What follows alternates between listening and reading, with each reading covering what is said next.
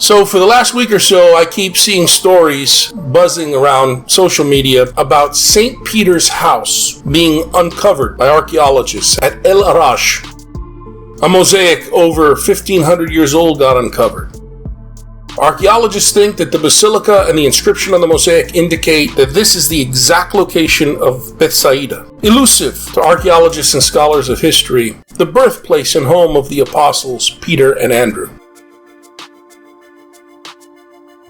Now, there is another house in Capernaum, or the supposed place where Capernaum was. You know, the Galilee has shifted and changed over the centuries, folks.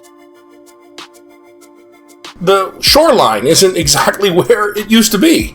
It's changed. And so many things have been built on so many things. But I love seeing posts from American Christians and other Western Christians. Look at the house of Peter. This proves he was not poor. Stop lying about Peter and Jesus and Mary and the other apostles. They weren't poor. They were hard-working middle-class people. Note the proximity of Peter's house to the synagogue. Of course, was that Peter's house? I thought he's in Bethsaida, not Capernaum. Where is Bethsaida? Where is Capernaum? How do we resolve this? No problem for Western people. Obviously, they were well enough off to have two homes. Folks, have you ever gone on a tour to the Holy Land on a so-called pilgrimage? Really a vacation, where father or some pastor gets a kickback and a free vacation trip? I mean, holy pilgrimage, by becoming a tour guide for entitled Western people? Going to Nazareth and getting told at the bathhouse that during Jesus' day there were tens of thousands of people living there in a bustling city? You know that's nonsense, right? If Nazareth at the time of Jesus had 200 people, that would be a lot. And then you sit down for a meal cooked over wood stoves with salt and all this lush different salad ingredients and food and chicken. Do you really think that's how first century Jesus and his followers dined? Folks, an uncrossable social divide got crossed when decades after Jesus, literate scribes of the synoptic tradition, representing probably no more than 2% of the total population, began to write about starving Galilean artisan day laborer Jesus and Galilean peasant fisherman followers. Fishermen, a despised occupation, who followed this Galilean peasant day laborer turned shamanic folk healer into his political religious movement.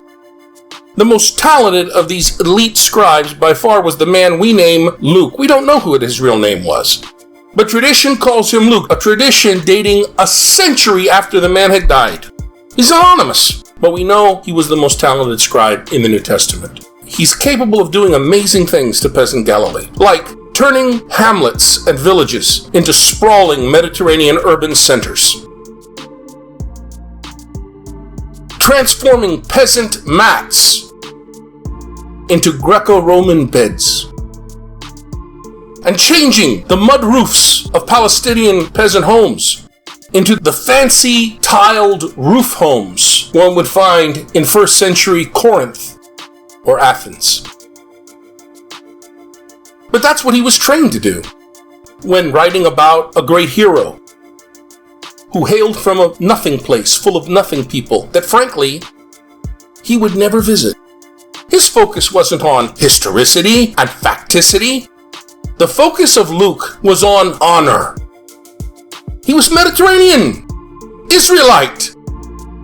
He wasn't a Western journalist. He wasn't a Western biographer. And neither were any other New Testament authors. By 5 centuries after the author we name Luke, all these stories and documents that make up the New Testament library had been canonized together for some time and used in a recontextualized way by the imperial political religion of Constantine. Of course, this colors the archaeology we look at on YouTube or from our tour guides when we travel to occupied Palestine, Israel. Jesus and his mother and his followers had to become worthy of the court of Constantine and his mother and the other Greco-Roman nobles. They had to be changed into figures who were regal and could readily be seen enthroned among them. So, Galilean Peter had to become a commanding officer in the august imperial body. Clearly, there was no room by this time, centuries after Peter's death, for starving poor Galilee and fishermen whose hygiene was terrible, teeth falling out of the head, guts full of parasites, hair full of lice, infant mortality rates sky high, cataracts and blindness setting in. No room for that in the court of Constantine. Gone is the starving, illiterate peasant girl from Nazareth, mocked and ridiculed for being pregnant early before living with her husband. She is replaced by an imperial Roman queen, a stand-in for all the Mediterranean goddesses no longer permitted worship. Gone is the peasant folk healer and holy man, Jesus, replaced by a stand-in of Constantine and Alexander the Great.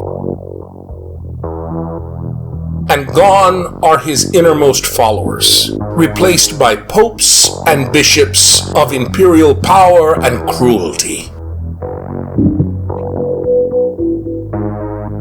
But God works in a mess. And thank God that God can work with this mess also.